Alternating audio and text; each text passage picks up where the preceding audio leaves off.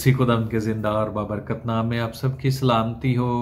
और जिस तरह से हम सीख रहे हैं नए अहदनामा के मुख्तलिफ किरदारों की हालात ज़िंदगी के बारे में, तो आज हम बात करेंगे कर्नेलियस के बारे में। और इंग्लिश में इन्हें कर्नेलियस कहा जाता है और बड़ा ही खूबसूरत नाम है। और कलीसिया में बहुत सारे लोगों को मैं जानता हूँ जिनका नाम कर्नेलियस था। इनके नाम का मतलब है सींग या फिर सूरज की किरण, दो मतलब हमें मिलते हैं।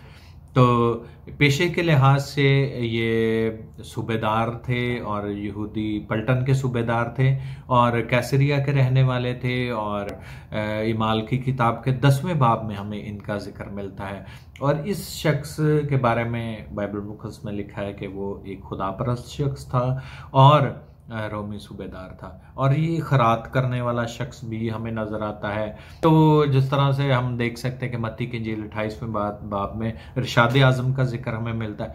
बेशक खुदावंद यीशु मसीह ने जाते हुए ये बात उनको बता दी कि तमाम कौमों में जाओ, लेकिन शायद शागिर्द उस वक्त तक इस बारे में नहीं जान पाए थे या समझ पाए थे कि सिर्फ नजात जो है वो यहूदियों के लिए ही है, लेकिन खुदा किसी का तरफदार नहीं। और फिर हम देखते हैं कि कुरनेलियस रोया के ज़रिए से फरिश्ता से पैगाम हासिल करता है और खुदा का फरिश्ता खुदा का पैगाम लेकर कुरनेलियस के पास आता है। और कुरनेलियस को ये कहा जाता है कि पतरस को बुलवा भेज, जो कि शमौन दबाग के घर पर है। चुनाचे उसने खुदा के हुक्म को माना और फरिश्ता के ज़रिए से उसको दिया गया था और उसने अपने 2 नौकरों को भेजा और सिपाहियों को। और फिर मुकद्दस पतरस पर हम देखते हैं कि वो भी छत पर जब दुआ कर रहे होते हैं तो वो देखते हैं कि वो आसमान से चादर जो है वो उतरती हुई नजर आती है और उसमें तमाम जो रोहे ज़मीन है उसके चरिंद परिंद और ऐसे जानदार भी मौजूद थे जो पतरस नहीं खा सकता था। और पतरस ने कहा कि इन हराम या नापाक चीज़ों को मैं हरगिज़ नहीं खाने का। और खुदा ने उसे बताया कि जिन चीज़ों को मैंने पाक ठहराया तो उन्हें हराम ना कह।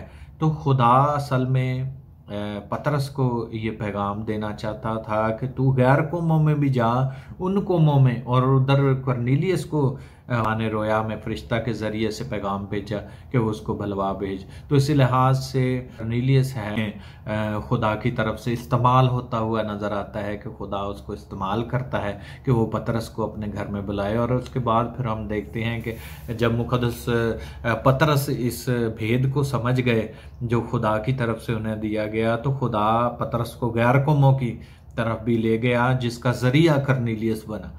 तो हम देखते हैं खुदा किसी भी शख्स को कहीं भी इस्तेमाल कर सकता है और कैसे भी इस्तेमाल कर सकता है। ये खुदा के मंसूबे और प्लान होते हैं कि खुदा किस शख्स को कहाँ पर और कैसे इस्तेमाल करता है और कैसे चुनता है। तो कुरनेलियस और उसका घराना हम देखते हैं कि नजात पाने वाला घराना था। ऐसे बहुत सारे घराने मौजूद हैं जिन्होंने सिर्फ किसी एक शख्स ने जो है वो बरकत नहीं पाई, नजात नहीं पाई, बल्कि पूरा घराना जो है वो घराने समेत खुदा यीशु मसीह पर और उसके शागिर्दों के कलाम पर जो है वो ईमान लेकर मसीही कलीसिया में उन्होंने शमूलियत हासिल की। तो इस लिहाज से हम देख सकते हैं कि कुरनेलियस और उसका घराना भी खुदावंद की खिदमत के लिए जो है वो मुकर्रर हुआ और खुदा ने उन्हें फरिश्ता के ज़रिए पैगाम दिया कि वो मुकद्दस पतरस को अपने घर पर बुलाए। तो सूबेदार के लिहाज से अगर हम देखें तो ये एक बड़े मनसब पर कुरनेलियस जो था वो कायम था। और मछलियाँ पकड़ने वाले पतरस को ये कभी मालूम भी नहीं था कि खुदा उसे इस कदर कसरत के साथ इस्तेमाल कर सकता है। और शायद उसे ये भी गुमान नहीं होगा कि कभी बड़े बड़े सूबेदार उसे अपने घर पर इनवाइट कर सकते हैं, लेकिन खुदा जिस तरह से मैंने पहले कहा कि किसी का तरफदार नहीं, खुदा पतरस का भी तरफदार नहीं था। एक मुछेरे को खुदा ने उठाया और उसे कहा कि मैं तुझे आदमगीर बनाऊंगा। वो जब वो आदमगीर बन चुका है, अब जो हैं वो बड़े बड़े सूबेदार, बड़े बड़ी शख्सियात जो हैं वो मुंतज़र हैं कि उस शख्स से मुलाकात हो। और मुक़द्दस पतरस जो हैं वो उसके घर में गए। और मुकद्दस पतरस को शायद ये गुमान भी नहीं था कि ऐसे ऐसे बड़े सूबेदार भी जो है वो मसीहत में शामिल हो सकते हैं और उसका कलाम जो है वो सुनने के लिए उसे अपने पास बुलाएंगे। लेकिन जो आदमियों से नहीं हो सकता वो खुदा से मुमकिन है, खुदा से हो सकता है।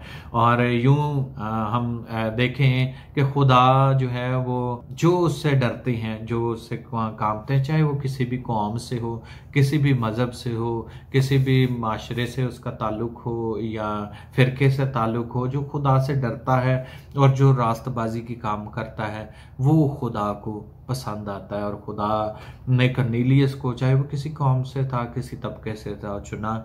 खुदा ने पतरस को चुना, चाहे वो मछेरा था, लेकिन खुदा ने बड़े बड़े आलमों को रद्द करके खुदा ने हकीरों को चुनकर जो है वो एक बड़े ज़बरदस्त खादम बनाया। तो ये खुदा की कुदरत, और जो खुदा से डरते और जो खुदा के जो मंसूबे हैं वो पूरे होते हैं। जो खुदा किसी से चाहता है वो खुदा उससे करवाता है। अब यूना भी देखें कि खुदा से वो भाग रहा था लेकिन खुदा उसे पकड़ कर ले आया।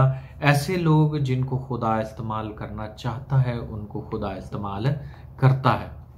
और अगर हम कर्नेलियस के बारे में देखें तो ईमाल की किताब के 10वें बाब की 31वीं आयत आपके सामने पढ़ूंगा। वहां पर लिखा है, बल्कि 30वीं आयत पढ़ूंगा, वहां पर लिखा है, कर्नेलियस ने कहा, इस वक्त पूरे 4 रोज हुए कि मैं अपने घर में तीसरे पहर की दुआ कर रहा था और क्या देखता हूं कि एक शख्स चमकदार पोशाक पहने हुए मेरे सामने खड़ा है और कहा कि ए कर्नेलियस, तेरी दुआ सुन ली गई और तेरी खैरात की खुदा के हजूर याद हुई। बस किसी को याफा में भेजकर शमौन को, जो पतरस कहलाता है, अपने पास बुला। तो बात यहां पर यह करना चाहता हूं कि तेरी दुआ सुन ली गई और तेरी खैरात जो है वो खुदा के हुजूर पहुंची। यानी ये शख्स दुआएं करने वाला शख्स था, खैरात करने वाला शख्स था, और ये शख्स जो है वो खुदा से मोहब्बत करने वाला शख्स था। इसलिए खुदा ने इसको चुना। और अगर हम 10वें बाब की 22वीं आयत देखें तो वहां पर लिखा है, उन्होंने कहा, कर्नेलियस सूबेदार जो कि रास्तबाज और खुदा तरस आदमी और यहूदियों की सारी कौम में नेक नाम है, उसने पाक फरिश्ता से हिदायत पाई कि तुझे अपने घर बुलाकर तुझसे कलाम सुने। अब पतरस को यह पैगाम दिया है कि एक खुदा तरस आदमी है जो कि यहूदियों के कौम में नेक नाम समझा जाता है, और उसने खुदा से हिदायत पाई कि तुझसे कलाम सुने। ये शख्स ने खुदा के फरिश्ता से ये हदायत पाई कि वो पतरस से कलाम सुने। और खुदा पतरस को गैर यहूदियों में इस्तेमाल करना चाहता था, और ये घराना वो पहला घराना बना जहाँ पर मुकद्दस पतरस ने जो है सुनाया और लोग तब्दील हुए और लोगों में खुदा के बिशारत गैर कौमों में फैलना शुरू हुई।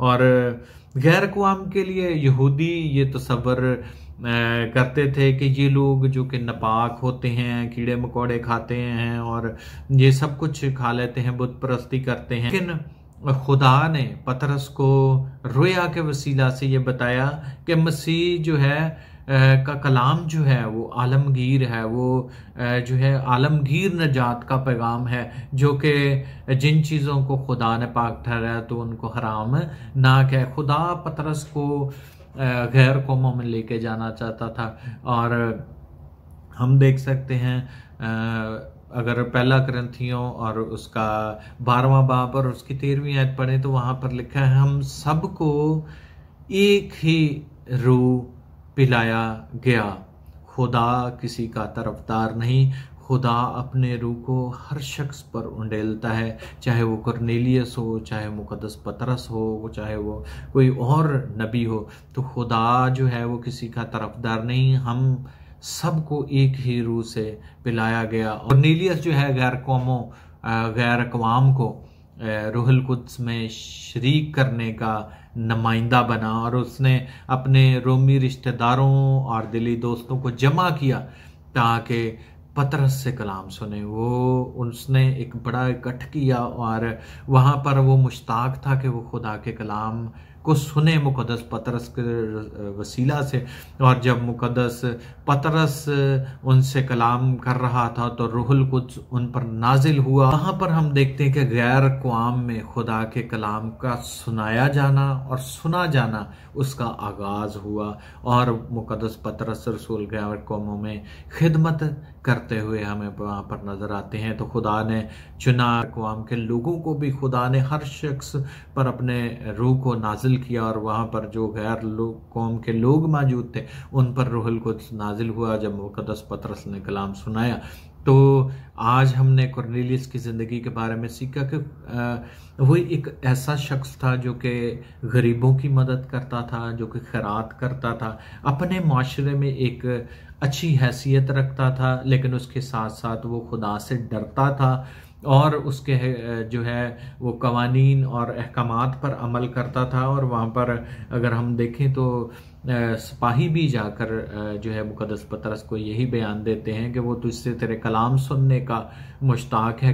फिर हम ये देख सकते हैं कि खुदा ने भी फरिश्ता के ज़रिए से कुरनेलियस को ये पैगाम भेजा कि तेरी खैरात कबूल हुई, तेरी दुआएं कबूल हुई और तू और तेरा घराना जो है वो अब नजात हासिल करेंगे। इसलिए पतरस को अपने घर पर बुला और उससे खुदा का कलाम सुन, क्योंकि खुदा का कलाम जो है वो तब्दीली पैदा करता है, वो नजात पैदा करता है। और खुदा के फरिश्ता ने उसको ये पैगाम दिया और खुदा ने इस शख्स को इस्तेमाल किया और ये शख्स ये जगह वो ऐसी जगह थी जहाँ पर गैर अक़वाम को मुकद्दस पतरस ने पहली दफ़ा खुदा का पाक कलाम सुनाया और वहाँ पर रूहुल कुद्स का नज़ूल हुआ। सो खुदा किसी को कहीं भी इस्तेमाल कर सकता है, खुदा किसी का तरफदार नहीं। सो खुदा आज के कलाम के वसीला से मुझे और आपको बड़ी बरकत दे। आमीन।